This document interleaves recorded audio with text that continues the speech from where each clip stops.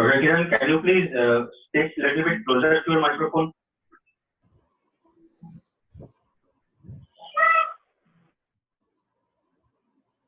Yeah. Good evening, everyone. Today we'll be discussing on craniopharyngioma and vestibular schwannoma. Can you please keep your microphone a little bit closer to your mouth? Yeah.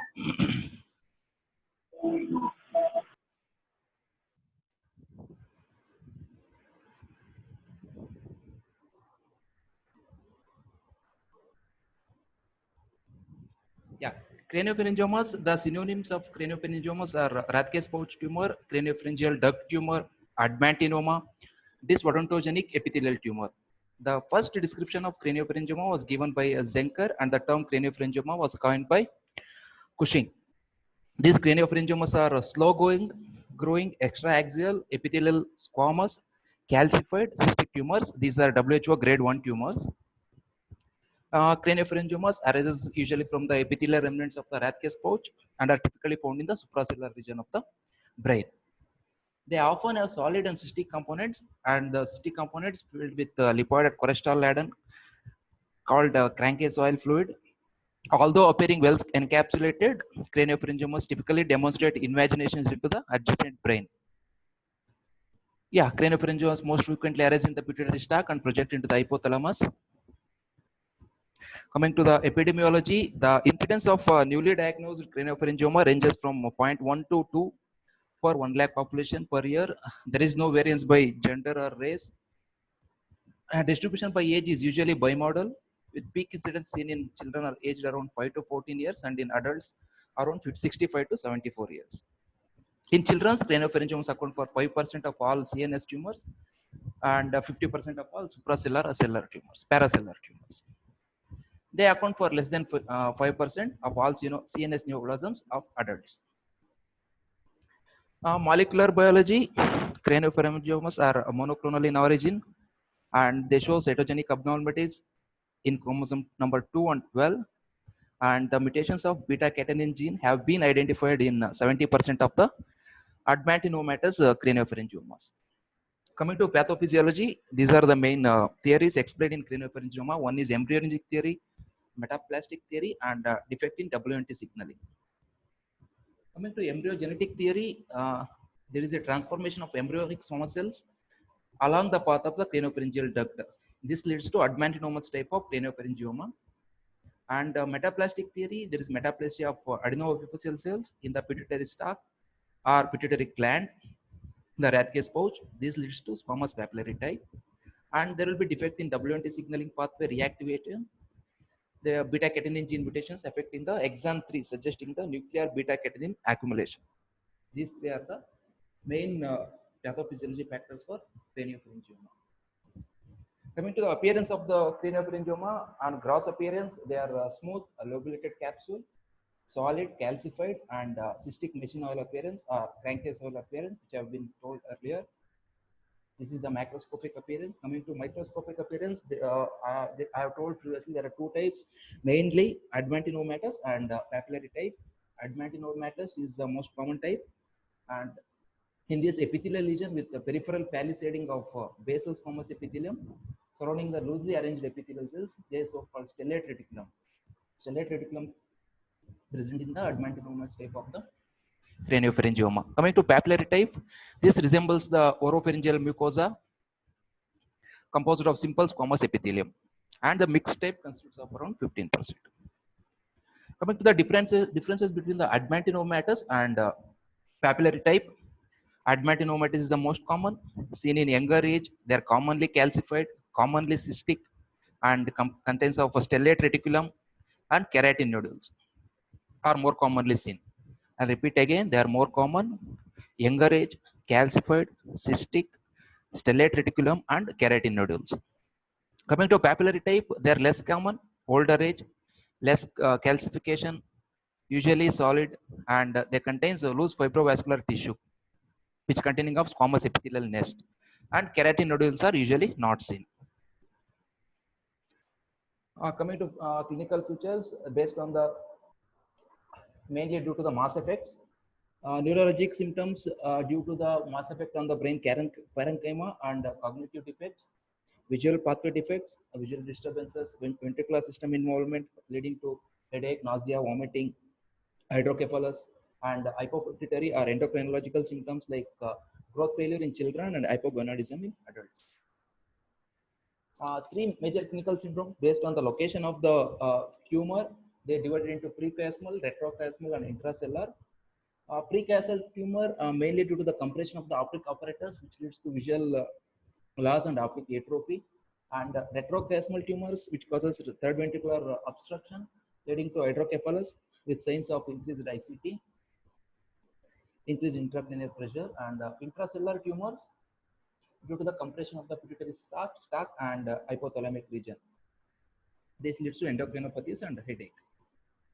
Coming to the classification of craniopharyngiomas, it is done by Samy et al. Based on the ventricular projection. They are divided into 5 grades. Grade 1 is intracellular or infradiaphragmatic. Grade 2 is occupying cistern with or without intracellular component. Grade 3 is lower third of the third ventricle. Grade 4 is upper half of the third ventricle. And grade 5 is reaching the septum pellucidum or lateral ventricle. So this is the tumor classification based on the ventricular projection done by Samy et al. Sir, your voice is low. Yeah. Now? Yes, okay. Yeah. Coming to the grading of the craniopharyngioma, one we read about the this one Samy et al. Grading, and the other grading based on the hypothalamic displacement. It is divided into grade 0, grade 1, and grade 2.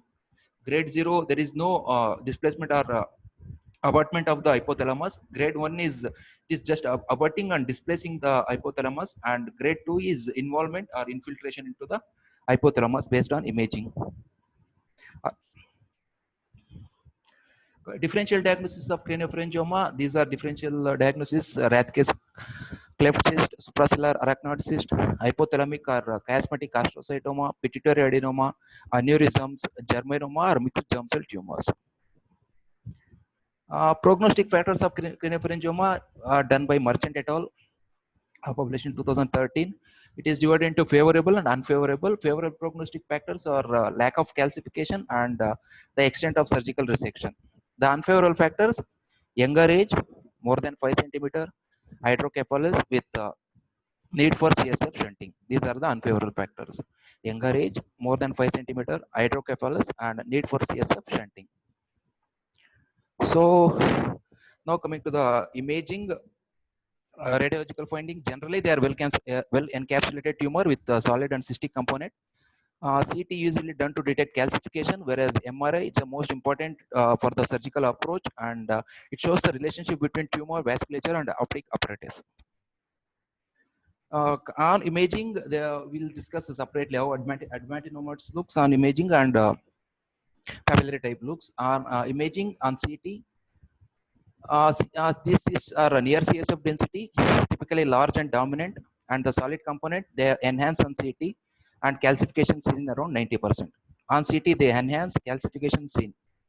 On MRI, T1 usually iso to hyperintense, and T2 it is hyperintense cysts, and solid component on T1 contrast they show vivid enhancement, and T2 variable or mixed.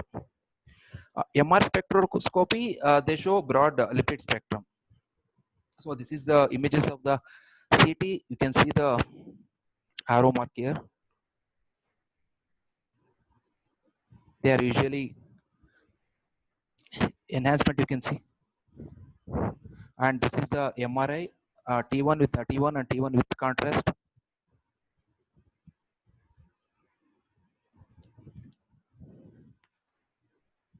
Hyperintense. Coming to papillary type, they are more spherical in outline. They usually lack the prominent cystic component. Most are either solid or contain few smaller cysts. Calcification is uncommon. We already know that. And on MRI, these cysts are hypointense, and this solid component they show hypointense in T1 and T1 with contrast, vivid enhancement. On CT, cysts are small and not significant feature. Sorry, cyst is a small and not a significant feature near CSF density. Solid component, they soft tissue density and vivid enhancement. MR spectroscopy doesn't contain a broad lipid spectrum, whereas adenomas types shows the broad lipid spectrum.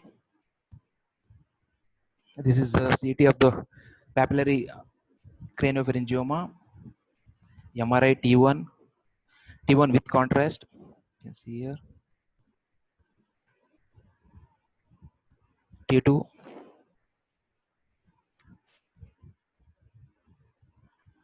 See here.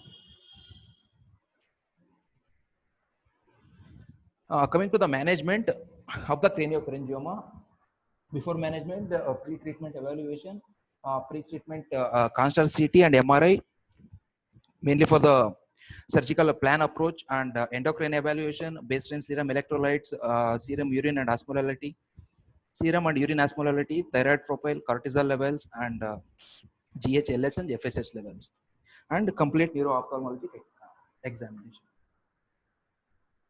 Treatment options mainly surgical resection is the main treatment option. With or without EBRT, we'll see when when to give EBRT, and intracystic radiotherapy, chemotherapy like bleomycin, and aspiration if there is a cyst is present. Coming to the surgery, surgical approach is the mainstay of the treatment. Main surgery types are craniotomy and transsphenoidal route, and craniotomy, pterional route, and bifrontal and interhemispheric approach. And transsphenoidal route originally only dedicated to intracellular masses due to initial difficulty with CSF leak and difficulty visualizing with microscope. And the 90% of the intracellular and paracellular tumors approach to transsphenoidally. So transsphenoidal approach with if tumors are intracellular and paracellular, the most common approach is transsphenoidal approach. This is the extended transsphenoidal approach with the endoscope. Let's see here. And the organs after chiasma.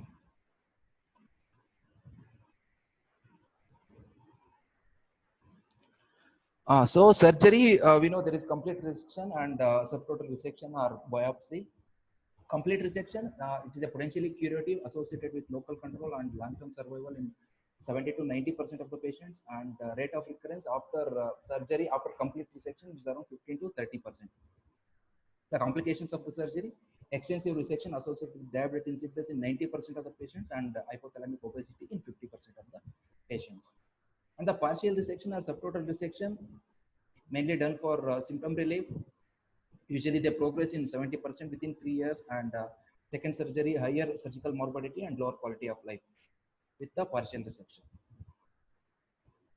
So we know surgery is a treatment of choice and complete resection is a treatment of choice in craniopharyngioma. Coming to role of radiotherapy, what is the role of radiotherapy in craniopharyngioma? With the limited surgical procedures, partial resection or cyst aspiration, followed by radiotherapy, local control and survival rates are nearly equivalent to those achieved with complete resection. This is a statement. So if the subtotal resection with radiotherapy, the local control and survival rates are nearly equivalent to those achieved with a complete resection. So if the patient is underwent subtotal resection or biopsy, the adjuvant radiotherapy is indicated here. So standard of treatment is surgery. Suppose if the patient is not able to undergo complete resection, if there is a subtotal resection or biopsy, the adjuvant radiotherapy is indicated 50 to 54 in 25 to 30 fractions with a tumor margin of 1 to 1.5 centimeter. So with these dose recommendations, the risk of visual impairment is very low with the dose of 50 to 54 Gray, and radiosurgery may be useful in ablating small residual or recurrent tumors, and radiosurgery dose to the optic chiasma and nerves must be kept below 8 Gray, estimated to be radiologic tolerance for optic neuropathy with single fraction radiosurgical doses. As a result, the radiosurgery technique should be used or should be restricted to only the tumors less than 3 centimeters, and they should be located more than 3 to 5 mm from the optic apparatus. These are the target volumes. Tumor with 1 to 1.5 centimeter margin. There are some evidences for the role of radiotherapy. One is 10 case reports of patients treated between 1952 to 1954. By 1986, reported of total 77 patients and median total dose of 56 Gray.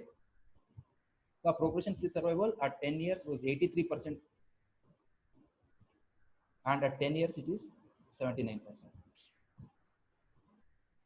So another study checking for the role of radiotherapy by Children's Hospital in Boston in 1976 to March 2003, 79 patients with a median dose of 54 gray. Local control at 10 years, there was no difference in overall survival. However, local control with surgery is 52% and surgery with radiotherapy is 84%. And the morbidity and mortality, treatment-related morbidity and mortality, and the management of craniopharyngioma by Clark et al. In 2012. It is a systemic review on 109 studies. The morbidity difference between the extent of resection with or without radiotherapy. They compared gross total resection versus subtotal resection with radiotherapy. See. This is the study published in 2012 in Journal of Neuro-Oncology.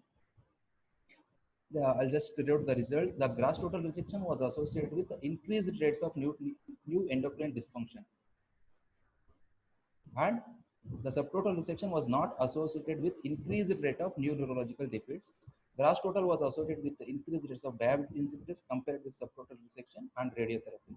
The addition of radiotherapy to the subtotal resection was associated with increased rates of panhypopituitarism, but otherwise similar rates of comorbidity.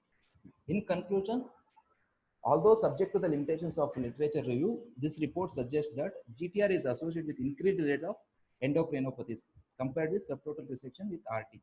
So this should be considered when planning for the treatment or when you are planning for the surgery. So what this article says is that when you are doing the surgery, there is a high morbidity and mortality of the surgery. There is increased risk of endocrinopathies, increased complications. So whenever you are considered for a surgery, you have to look for that. So as we previously stated, the subtotal resection with radiotherapy is equivalent in terms of local control. So neurosurgeon has to look after it, and if not possible complete resection, you can go for subtotal resection with radiotherapy, which is similar in local control compared to complete resection. The same thing, same article. You can see here the diabetes insipidus with gross total resection is 46 and the subtotal resection is 1%. Endocrine dysfunction.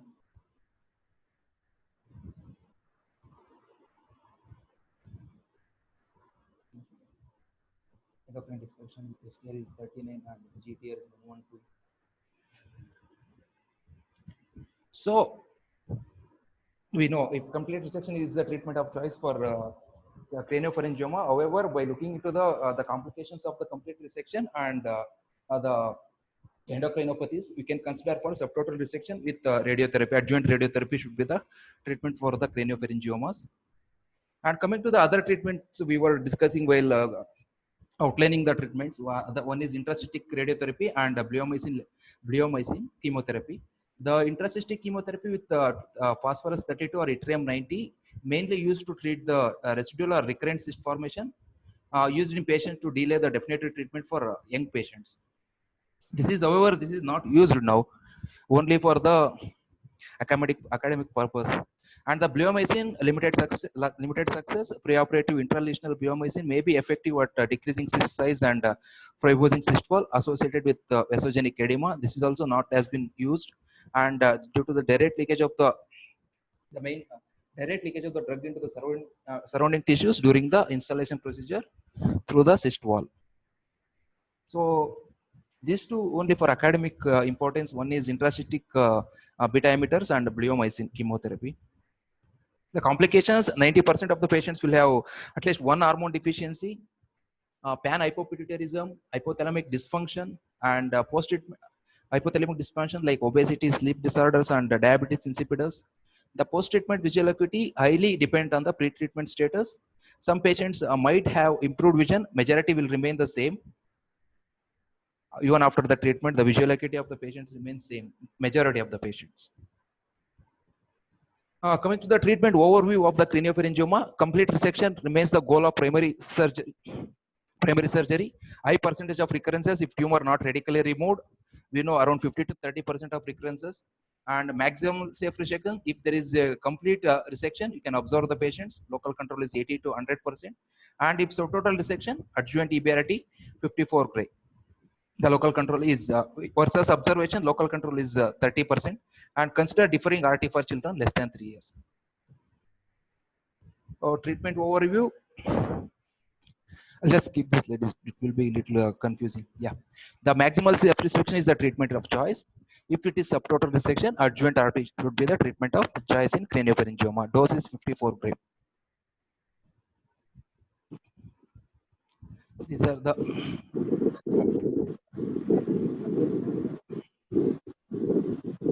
can you mute yourself, please? Yeah. Yeah, these are the dose constraints for the radiotherapy for the standard fractionation versus stereotactic radiotherapy. You just go through the slides. I'll share.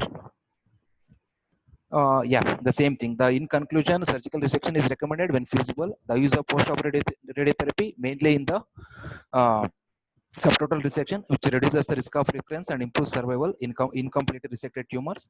Cyst decompression and biopsy followed by radiotherapy may be an acceptable treatment for patients whom resection is not considered feasible. And intracavitary bleomycin or radiocolloids may be useful in cystic tumors. It's taken from the Perez. So I hope you are clear till now. Craniopharyngioma treatment of this is complete resection, and if complete resection is not possible, subtotal resection with adjuvant radiotherapy 50 to 54 gray. And we know the differences between complete resection versus subtotal resection and adjuvant RT. The complete resection associated with more complications. So complete resection is not possible. The surgeon has to look after it, and the subtotal resection and RT is as equal overall equal local control results compared with complete resection. Coming to vestibular schwannoma, synonyms vestibular schwannoma, now it is acoustic neuroma. The Sir Charles Bell, the first clinical case report of vestibular schwannoma, the first successful removal of vestibular schwannoma by Charles A. Ballance, and it is a benign tumor arising abnormally proliferative Schwann cells which envelop the lateral portion of the vestibular nerve in the internal acoustic meatus. I just repeat, it's a benign tumor arising abnormally from the proliferative Schwann cells which envelop the lateral portion of the vestibular nerve in the internal acoustic meatus. The epidemiology, 6% of all intracranial tumors, 80 to 90% of CP angle tumors, mainly seen in the adulthood. No known race or gender predilection. They 95% are sporadic, unilateral, usually around 50 years, associated with NF2, and it is a WHO grade 1 tumor.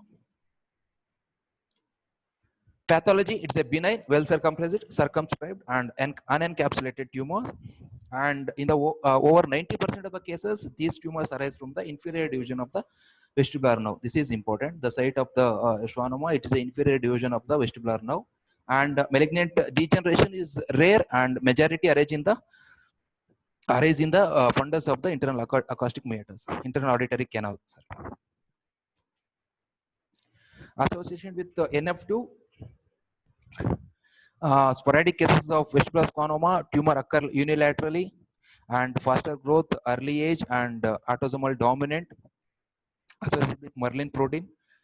So NF2, the vestibular schwannomas associated with NF2 are presented on early age and they have high growth rate, fastest growth rate. On gross, they are yellowish pink, soft consistency, large and cystic. Microscopics, this is important. Antony A and Antony B cells. These Antony A cells are closely packed cells with a small spindle shape and densely stained nuclei. A weld appearance of Antony type A cells called varicose body. This is also important. And Antony B cells, loose cellular aggregation of vacuolated pleomorphic cells. These both Antony A cells and Antony B cells are the characteristic of vestibular schwannoma and varicose bodies. Clinical features, coming to clinical features, the most common symptom is hearing loss, sensorineural hearing loss, seen in 90% of the incidents, and other symptoms are tinnitus, disequilibrium, trigeminal nerve dysfunction, facial nerve dysfunction, and hydrocephalus. And headache if it is more than 3 centimeters. Coming to the staging, there are two staging systems here. One is Jackler and another is Coos staging system. Coming to the Jackler staging system, the Jackler staging, it is divided into 5 stages. One is intracanalicula tumor confined to internal artery canal, and the stage 1 it is small, it is less than 10 mm. Stage 2 it is medium, 11 to 25 mm,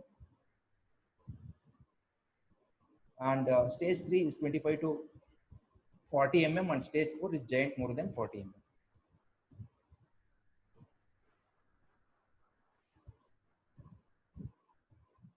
Coming to Coos staging, there are small stage. It is the stage four stages. Stage 1 is small intracanalicular tumor. Stage 2 is extension into the CP angle. Stage 3 is occupying cerebropontine cister without brainstem displacement, and stage 4 is displacement of the brainstem. Large tumor with the displacement of the brainstem. Stage 1 intracanalicular. Stage 2 with extension to cerebropontine angle. Stage 3 is occupying the cerebropontine cistern without brainstem displacement. Stage 4 is there will be large and brainstem displacement, marked displacement of the brainstem.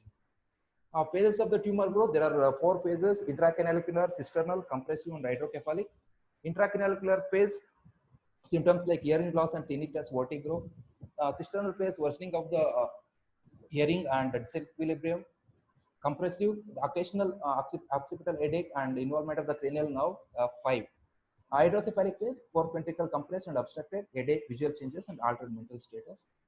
Investigations, routine investigations, blood chemistry, serum electrolytes, and the specific CT and brain.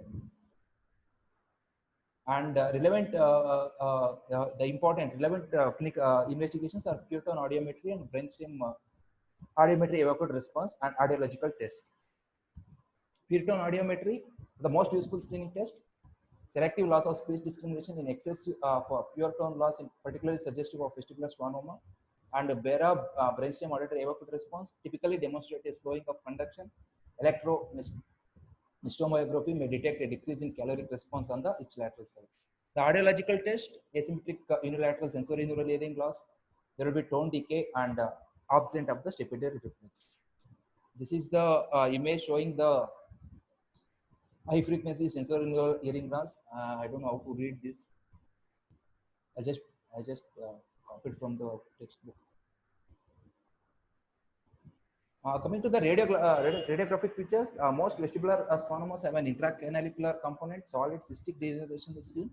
Calcification usually not present, and there will be widening of the portus acousticus, resulting in truncated IAM sign. This is important, seen in 90% of the cases, and there is extracanalicular extension into the CP angle, leads to ice cream cone appearance. This one, ice cream cone appearance, and on CT there will be erosion and widening of the IAM and variable density are to identify due to adjacent bone artifact, and contrast intensity is variable. This is the truncated IAM sign. On MRI, they are on T1 they are slightly hypointense, on T2 they are hyperintense, and T1 is contrast. Contrast enhancement is vivid. This is the T1 with the contrast, and this is T1. This is the same thing, MRI of the vestibular schwannoma in a 39-year-old woman with the right-sided vestibular schwannoma. So coming to the treatment, goals of the treatment: local control and preservation of the function, surgery and radiotherapy. Surgery, there are 3 approaches: translaboratory, retrosigmoid, and midrib fossa. Radiotherapy, conventional and stereotactic. We'll go in detail about it. Coming to the surgery, surgical options of vestibular schwannoma, there are 3 approaches, as I told: translabyrinthine, retrosigmoid, and midlip cranial fossa approach. Translabyrinthine, retrosigmoid, and midlip cranial fossa approach. These 3 have their own advantages and disadvantages. The suboccipital approach, the indications for suboccipital approach is tumor of any size with attempted hearing preservation. The advantage of this suboccipital approach is that low risk of facial nerve injury. Disadvantages: increased risk of headache and cranial CSF leak and injury to the cerebellum. And the midlip cranial fossa approach is mainly done on small tumors less than 1.5 centimeter. involving the lateral internal auditory canal with attempted hearing preservation. The advantage, hearing preservation, and the disadvantage, risk of facial nerve injury and temporal lobe. And translabyrinthine approach, done a non-serviceable hearing in affected ear. The advantages, complete visualization of the internal auditory canal is the main advantage of translabyrinthine approach, and minimizes the likelihood of incomplete reception due to the complete visualization. Disadvantage, mainly hearing sacrifice is inevitable. These are the three major approaches: suboccipital, translabyrinthine, and midcranial fossa. So coming to radiotherapy, conventional in patients with a medical contraindication to surgery, treatment with the EBRT is done as an option. In patients with medical contraindication to surgery, the treatment with the EBRT alone is an option. A dose of 50 to 55 gray in 25 to 30 fractions over 5 to 6 weeks is recommended. So, clear now. Surgery versus conventional radiotherapy. If the surgery is the treatment, if surgery is not possible, if it is medical contraindication, you can go ahead with conventional radiotherapy. Coming to stereotactic radiosurgery, this is important here in vestibular schwannoma. The first report of SRS for vestibular schwannoma was published by Lars Lexell in 1971. Because of the minimally invasive nature and excellent clinical outcomes achieved with SRS, the practice patterns at some institutions are shifting to favor SRS over resection. We'll see what is the difference between SRS and surgery. What are the advantages over SRS and surgery? The ideal candidates for SRS, this is important, the tumors less than 3 to 4 centimeters of size. Using modern techniques and doses, local control with SRS is more than 90%, and significant cranial nerve toxicity rates are less than 10%.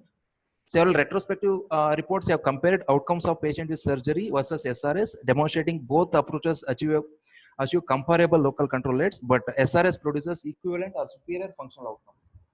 So all these four are statements. All these are important.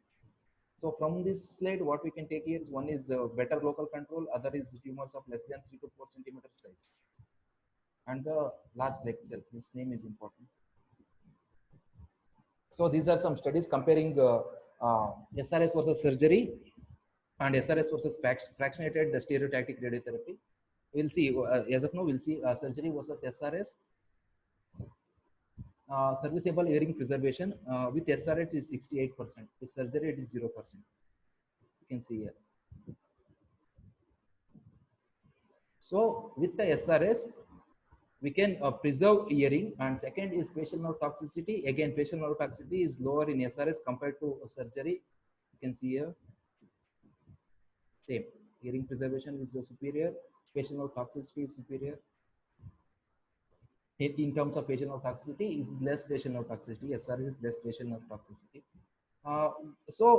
When you are comparing SRS versus FSRT,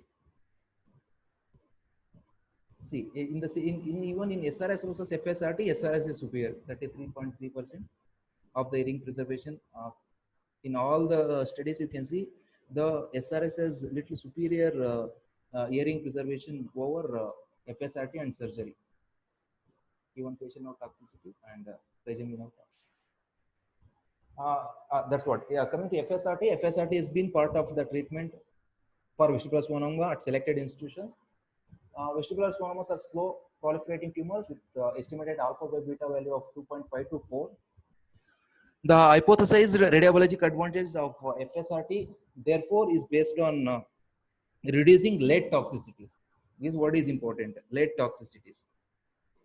To surrounding normal structures such as cranial nerves, brainstem by stereotactic localization techniques. Typical candidates are those with 2 large tumors for radiosurgery, or rare patients with malignant schwannomas. 2 large, that means for radiosurgery, we know tumor size should be less than 3 centimeters. And serviceable hearing preservation rates may be higher than those achieved with SRS. This statement, I think, what we see in this slide. Yeah, sorry, I think I was. See, when comparing SRS versus FSRT, the hearing preservation was higher in FSRT. Few studies say SRS is there, but few studies say FSRT is there.